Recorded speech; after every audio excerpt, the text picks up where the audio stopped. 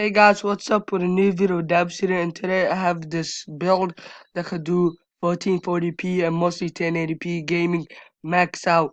A little 1440p but not high settings at 1440p. You're gonna need a different graphics card with that. And this is a Ryzen build. It's 2017 and everything. So let's get into it. So let's look at the processor. We have a Ryzen 5 1600 processor. It comes with its own cooler. It's not the best cooler, but still, it comes with its own cooler. And this comes with 4.0 gigahertz. You can obviously overclock it depending on your motherboard. And the next thing we'll be talking about is the motherboard. And obviously, you can get this for cheaper if you find on Black Friday. This build is include the 7 main parts of a PC or computer. No SSD, no keyboard and mouse, and no monitor. So we have the B350. This has 4 DIMM slots. So for all your RAM and other stuff. So it's upgradable. It's a little future proof. So like cause it's a DDR4 memory. It's 3.0 Type A, so it'll still do USB 2.0, but it's future proof. When new stuff comes out with 3.0, it has AMD Ryzen. It's an AM4 motherboard. It goes with your Ryzen 5 1600, and then your graphics card will go right there. And the next thing we're gonna be talking about is the graphics card. So out of anything, I chose the GTX 1060. 3 GB version. You can obviously get the 6 GB for $80 more, but you're not gonna get 80% 80% better performance. Or it's not $80 more, it's about $60 more. But obviously you can pick up if you have the $60, I would recommend it.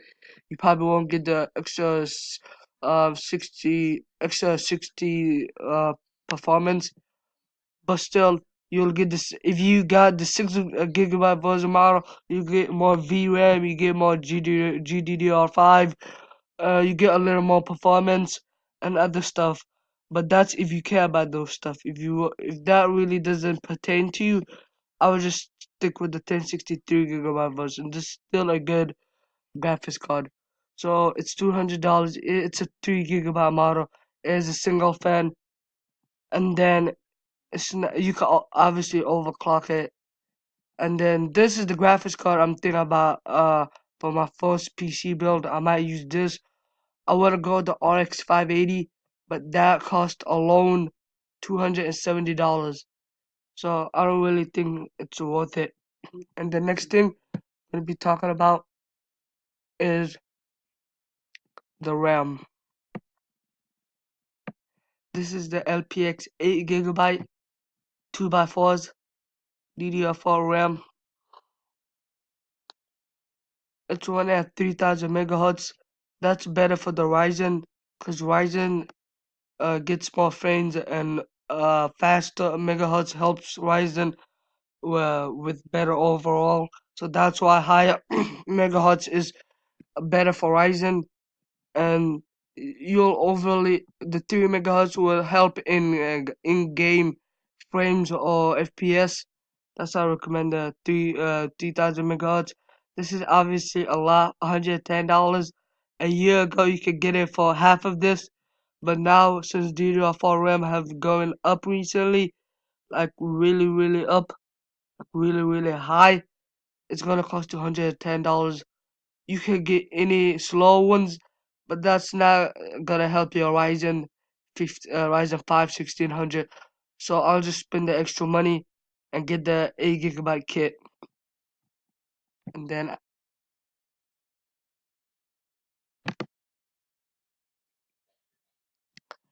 we have the 500 watt 80 plus white power supply. This is a white, it's the lowest on the scale, but it's 500 watt power supply. you're not gonna need an $80 power supply and a $750 budget. So I'll just stick with the $40. It'll get the job done. It's not gonna overheat. It's not gonna burn down your components. It's not gonna burn your components. It's a really good power supply. It's 80 plus rated, so it'll get the job done for $40.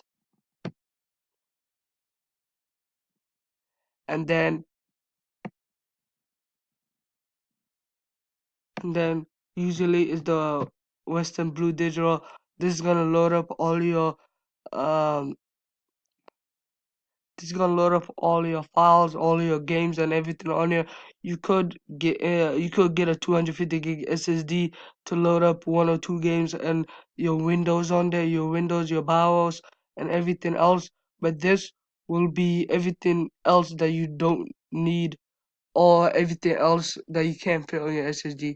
I would recommend the XD extra $60, 120 gig. It's not gonna hurt you. It's gonna actually benefit you when loading up Windows, and overall, it's gonna make your computer faster. So I'll recommend a SSD. And then your last component is the case. So this is a mid tower case. It's not the best looking, but it'll get the job done. It doesn't have it doesn't look like it has a tempered glass see through. You see it right there, but this is a good case. You can see about the ratings. Everyone likes this case. So that's it. You can get other cases, but it's not gonna have that much upgradability in the future. So the extra money you pay for upgradability looks for this case, you're not gonna be paying that much for looks. As you can see, it looks like a normal case. And then quality and how much different stuff it supports, and that's it. This is all of this together will cost you $710. You can obviously add an SSD for $60 more or 250 for $75 more. But this is 720 with the seven main components of a computer, and then you can add your keyboard and mouse or your gaming monitor or just your normal monitor. So this has been another video with native games, and just let's get another video with native games and peace. Let's just have a good Thanksgiving break.